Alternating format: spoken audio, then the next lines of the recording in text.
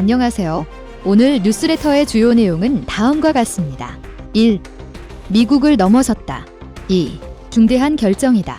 대한민국이 또 한 번 전 세계를 경악하게 만들었습니다. 지난 10월 19일 폴란드 수출용 K2 흑표 전차 10대와 K9 자주포 24대의 초도 물량 출고식이 진행되었는데요. 그런데 바로 이 출고식 덕분에 군사 분야의 정통한 전문가들이 도저히 믿을 수가 없다며 감탄을 금치 못하고 있습니다. 다름 아닌 속도 때문입니다. 그도 그럴 게 한국은 이번 아이 출고식을 통해 폴란드와 1차 실행 계약을 체결한 이후 고작 2개월 만에 초도 물량을 전달한 것입니다. 아무리 폴란드에 긴급 요청이 있었다고 할지라도 도저히 믿기지 않을 만큼 빠른 속도인데요. 이번 출고식으로 번갯불에 콩 구워 먹는 생산 속도에 전 세계 외신은 물론 군사 전문가들이 혀를 내두르고 있는 것입니다. 역시 한국이라는 말 빼고는 어떤 말도 나오지 않을 지경인데요. 그렇다면 도대체 한국 방산 업체들은 1년에 총 몇 대의 DK9을 생산하길래 이렇게 빠른 인도가 가능한지 궁금해지는데요. 하지만 안타깝게도 정확한 무기 체계의 생산 능력은 엄격한 군사 기밀로 취급되고 있습니다. 지금까지 한국이 보여준 양산 능력을 기반으로 이를 바탕으로 K2는 1년에 100에서 150대, K9은 약 80대 정도 생산할 수 있을 것으로 전문가들은 보고 있습니다. 이 정도 물량은 전 세계 방산 무기 회사들이 봤을 때는 당황스러울 정도로 많은 양인데요. 이뿐만 아니라 폴란드 수출이 결정된 FA50의 생산 속도는 고정익동의 2개의 생산 라인을 모두 가동하면 매달 TA50을 최대 5대까지 생산할 수 있다라고 KAI 관계자가 밝히기도 했는데요.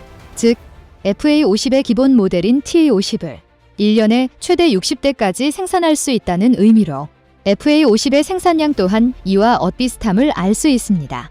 이 정도면 왜 세계 각국의 외신들과 군사 관계자들이 경악할 수밖에 없는지 알 수 있습니다. 하지만 무기체계 생산 능력에 대한 지식이 없으신 분들이 보기에는 이 수준이 얼마나 대단한 수치인지 모르실 수도 있습니다. 오늘은 전 세계 방산 무기 시장에서 최근 한국이 주목받는 이유에 대해서 알려드리겠습니다. 아무리 구매자가 한정적인 분야라 하더라도 1년에 100대 안팎의 제품밖에 생산하지 않는다는 건 그다지 대단해 보이지 않을 수도 있습니다. 하지만 온갖 첨단 기술이 접목된 무기 체계의 생산은 생각하는 것만큼 쉬운 일이 아닙니다. 일례로 현역으로 운용 중인 전투기 중 가장 많이 팔린 전투기인 미국의 F-16은 한 달에 4대까지 생산이 가능하다고 주장하고 있지만 정작 실생산은 걸핏하면 지명되기 일쑤입니다.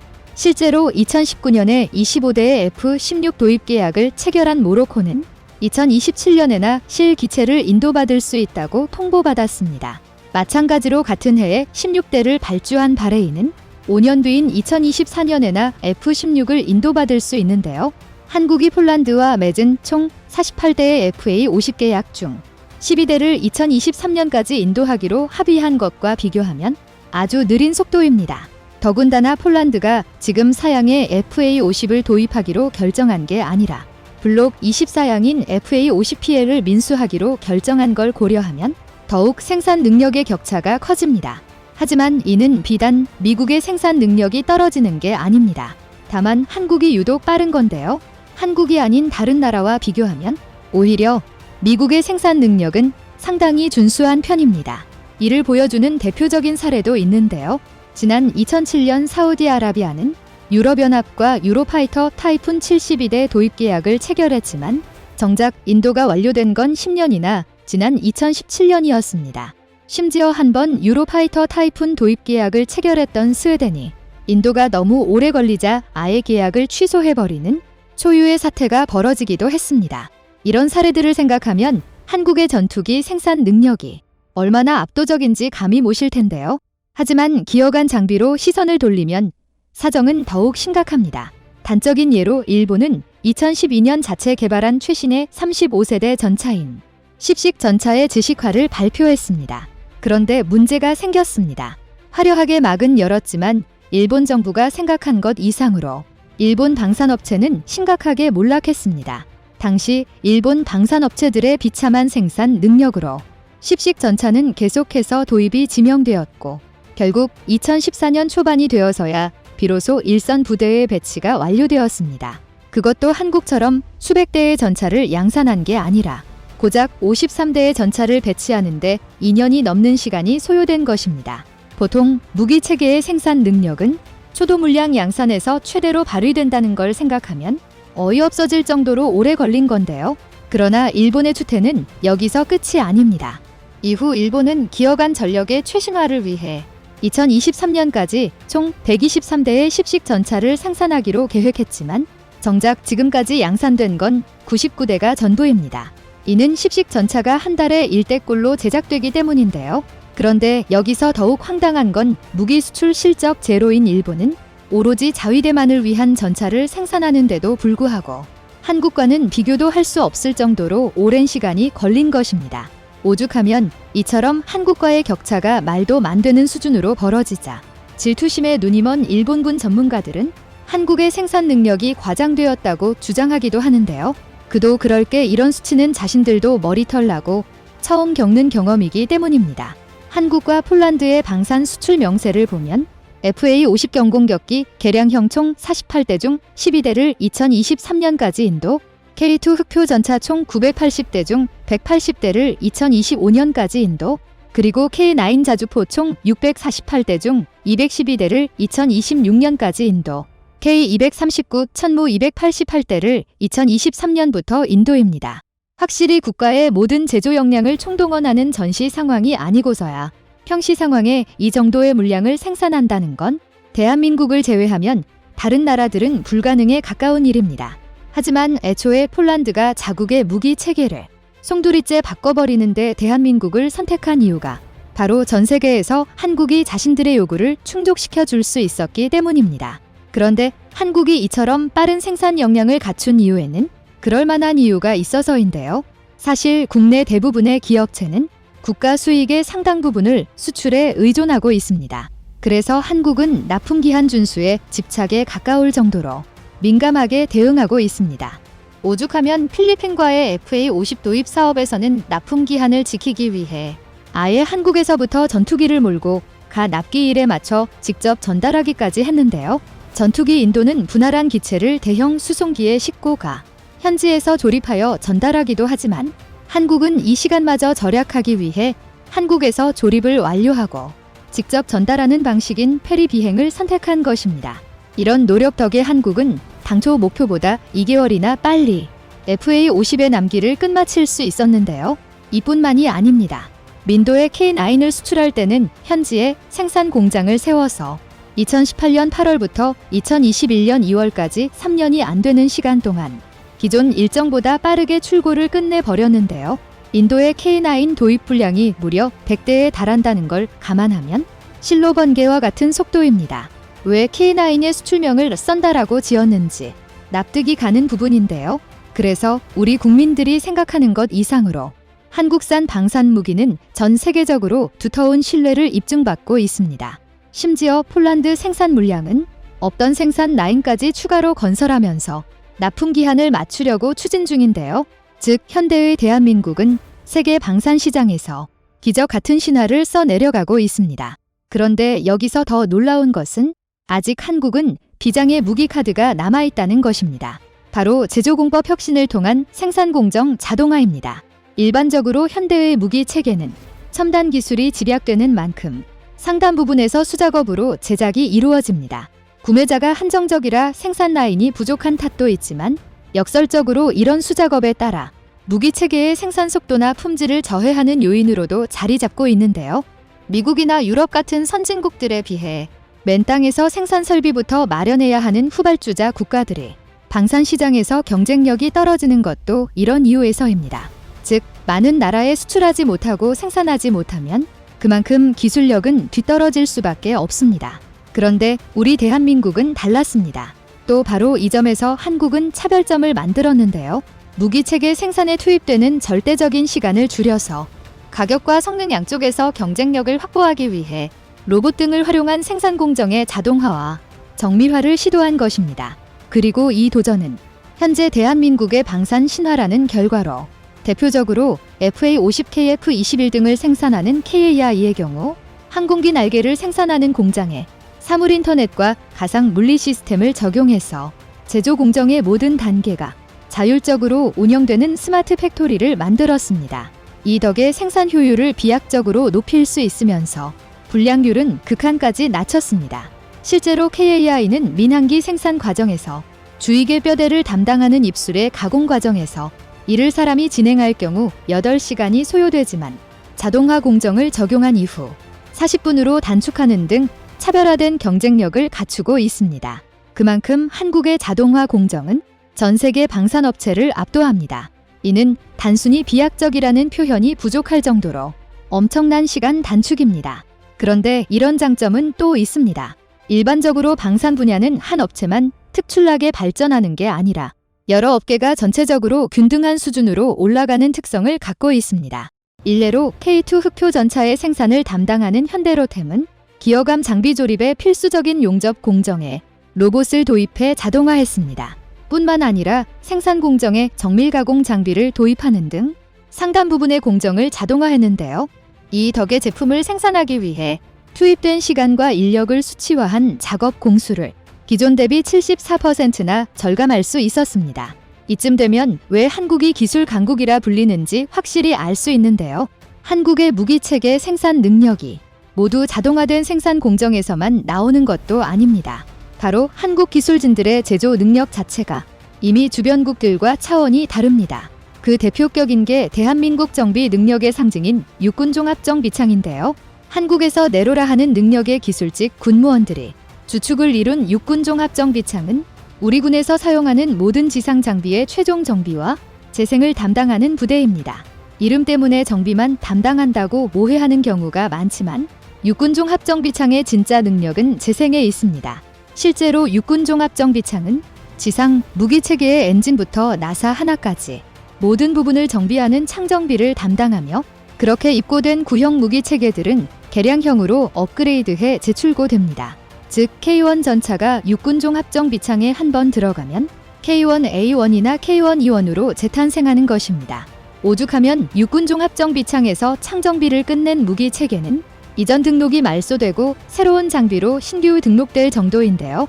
이 덕에 폴란드 방산 수출에 동원되는 K2나 K9도 육군종합정비창에서 창정비를 받으면 새 제품과 동급으로 수출될 수 있습니다. 한마디로 중고 무기임에도 불구하고 한국인의 기술력 하나만으로 완전한 새 무기로 인정받는 것입니다. 명상의 처음에서 말씀드린 폴란드에 수출되는 K9 초도 물량이 바로 이 창정비를 끝마친 새 무기입니다. 이는 전 세계에서 대한민국의 정비 능력을 얼마나 우수하게 생각하는지 엿볼 수 있는 대목인데요. 그러나 이러한 사실들 때문에 안타깝게도 국내 일각에서 폴란드 방산 수출에 대해 잘못된 오해가 번지고 있습니다. 바로 우리 군에서 사용할 무기체계들이 이렇게 폴란드에 우선 인도된다면 대한민국의 안보에 심각한 전력 공백이 생기는 것 아니냐는 것입니다. 그러나 이런 우려와 다르게 폴란드 방산 수출은 결국 대한민국의 장기적 이득을 많이며 줄 것입니다. 이를 가장 잘 보여주는 게 막대한 폴란드 수출 덕분에 그동안 한정되어 있던 생산 라인이 크게 늘었다는 점입니다. 그리고 이 덕에 가뜩이나 압도적이었던 대한민국의 무기체계 생산 능력이 더욱 발전할 수 있게 됐습니다. 이는 당연히 평시 생산에도 엄청난 도움이 되겠지만 전시를 대비해서도 꼭 필요한 능력입니다. 하지만 그동안은 예산 문제로 불가능했던 게 현실입니다. 그런데 이번 폴란드 수출 덕분에 생산 라인을 거저 늘릴 수 있었고 이와 더불어 막대한 수출 흑자로 기존 무기 체계를 개량할 예산까지 얻었으니 중국이 최근 상상을 초월하는 방법으로 한국의 복수를 시작했습니다. 지금까지와는 차원이 다른 강력한 보복 조치로 한국뿐 아니라 전 세계인들을 충격에 빠뜨렸는데요. 결국 참다 못한 한국의 삼성이 칼을 빼들었습니다. 중국이 예상하지 못했던 너무나도 강력한 삼성의 반격에 중국 전역이 순식간에 초토화되어 버렸는데요. 지금부터 이 놀라운 내용 최고 수익률에서 여러분들에게 전해드리겠습니다. 최근 한국 서해에 중국 해군을 보내며 한국을 대만과 동시에 침공할 수 있다라고 위협하고 있는 중국. 자, 그런데 이것은 시작에 불과했습니다. 중국 정부가 최근 중국 내 한국인 여행객들을 상대로 끔찍한 만행들을 저지르고 있습니다. 아직도 코로나19 봉쇄 정책을 시행하고 있는 중국. 그런데 중국 당국의 봉쇄로 고립된 한국인 여행자들이 중국 공안들에 의해 심각한 차별을 받고 있다는 충격적인 소식이 전해졌습니다. 중국 공안들은 한국인이 거주하는 집에 여기는 한국인 집이라는 딱지를 붙여 대놓고 심각한 차별 행각을 벌인 것으로 알려졌습니다. 외교 소식통과 현지 교민들은 동네를 떠났다가 돌아온 자가격리 대상은 물론이고 원래 그 지역에 살면 한국인들 집 현관문에도 중국인 이웃과 공안에서 딱지를 붙이는 경우가 있는 것으로 알고 있다라면서 이는 명백한 한국인 차별 행위라고 전했습니다. 이에 현지 한국인 여행자들과 교민들이 중국 당국에 항의했다는 내용이 중국 언론들을 통해 공개되자 중국 네티즌들의 반응은 더 충격적이었습니다. 한 중국인은 한국 조그만 나라가 역겹다라는 막말을 쏟아냈고 또 다른 중국인은 한국인은 비열한 한국인이다라고 말했습니다. 비열한 한국인은 충격적인 단어입니다. 최근 중국 네티즌들 사이에서 폭발적인 인기를 얻고 있는 공연 영상에서 이들은 여러 차례에 걸쳐 한국인은 비열한 한국인이다라고 언급했으며 노인과 어린이까지 포함된 수많은 중국 관중들이 좋다라며 박수를 차댔습니다. 한국인을 가리킨 비하 표현인 비열한 한국인은 몽둥이로 때려줄 한국놈들이라는 의미로 이렇게 중국의 한 호텔에서는 한국의 태극기를 입구 바닥에 붙여놓고 한국 비열한 한국인들을 밟아 없애자라고 써 붙여놓았습니다. 호텔 관계자들뿐만 아니라 호텔을 방문한 모든 손님이 한국의 태극기를 짓밟고 다니도록 한 것입니다. 너무나도 충격적인데요. 중국 정부는 중국 언론들을 조작해 14억 중국인들의 혐한 감정을 심고 한국산 불매운동을 조장하고 있다는 충격적인 제보들이 쏟아져 나왔습니다. 최근 중국 정부는 AI까지 동원해 중국인들이 웨이보를 비롯해 위챗 심지어 전자상거래 알리바바 내 동향까지 모두 철저히 감시하며 중국인들의 혐한 감정을 조장하기 시작했습니다. 보시면 최근 중국 내 삼성 갤럭시의 점유율이 0%대로 주저앉았습니다. 중국에서 한때 점유율 20%로 중국 스마트폰 시장에서 압도적인 1위를 기록하던 삼성. 그런데 중국은 이러한 삼성의 기술을 빼돌려 자국 기업들에 뿌린 뒤 이를 비슷하게 만들어내게 한 뒤 삼성을 퇴출했습니다. 중국산 스마트폰에만 막대한 보조금을 뿌리고 한국산인데는 보조금을 거의 지급하지 않았죠. 그런데 중국이 아무리 따라하려 해도 기술 격차가 너무나 커 중국인들이 여전히 삼성의 갤럭시를 찾자 중국 정부가 택한 최후의 방법은 바로 혐한 감정을 조장하는 것이었습니다.